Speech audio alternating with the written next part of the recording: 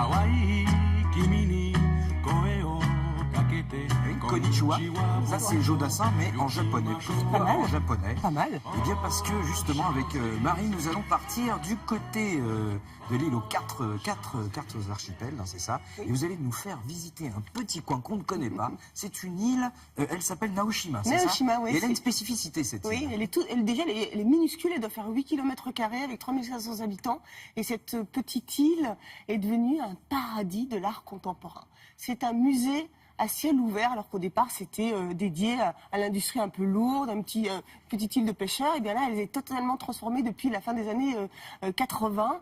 Et comment dire, c'est une idée assez originale finalement d'un riche homme d'affaires, évidemment collectionneur japonais, qui donc à la fin des années 80 a vu cette île disparaître et s'est dit mais je vais en faire un site touristique important. Avec des citrouilles.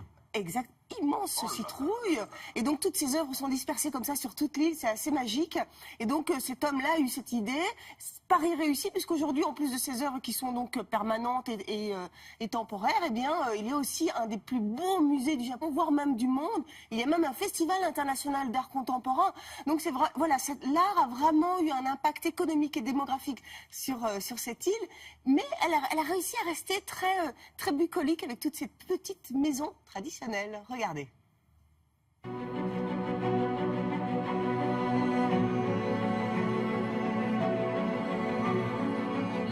Naoshima, c'est une île aujourd'hui magique, mais qui fut autrefois une île, un ensemble d'îles, on va dire d'archipels, qui ont été un petit peu abîmées par l'industrie. Petit à petit, elle va être abandonnée par ses habitants. Et c'est là qu'il y a une personne très amateur d'art et de tradition et amoureux de son pays, qui souhaite réhabiliter en fait ces îles à travers l'art.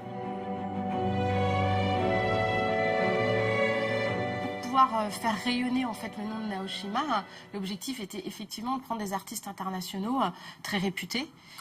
Mais peu à peu, en fait, l'idée c'était aussi de parler de l'art du Japon et petit à petit intégrer en fait des artistes japonais contemporains.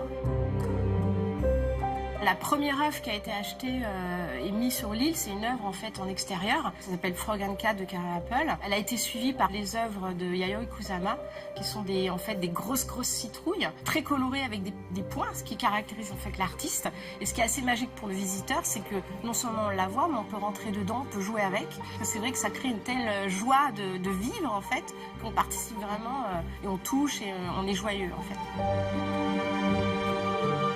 La première visite qu'on va faire, c'est effectivement au musée de Shisho Art Museum, qui est un musée vraiment extraordinaire. C'est un musée quasiment intégré complètement dans la montagne. Donc il y a une vraie symbiose entre l'architecture de Tadao Ando et, on va dire, le site lui-même naturel. C'est un petit peu une situation assez exceptionnelle que vous trouvez très peu de par le monde. Et c'est un hymne en fait aux œuvres, puisque vous n'avez que quelques œuvres. 3 artistes principaux qui sont présentés, Claude Monet, James Turrell et Walter de Maria.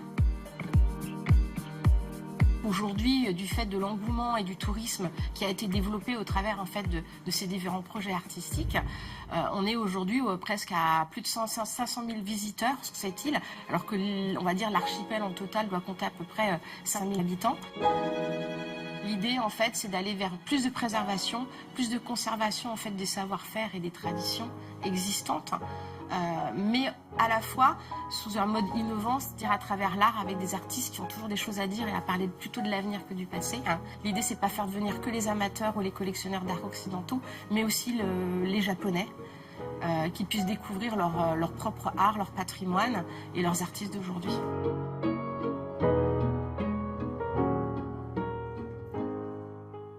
Alors si jamais on veut plus de détails sur cette île, sur cette réhabilitation, on peut consulter notre partenaire Oui Demain, qui est donc un trimestriel, et vous pouvez le consulter jusqu'à fin février exactement. Et là en fait, Oui Demain, donc dans le magazine il y a plusieurs pages en fait, et ils expliquent absolument tout avec le détail des artistes qui sont des artistes du monde entier. Ce ne sont pas que des artistes japonais, je le précise.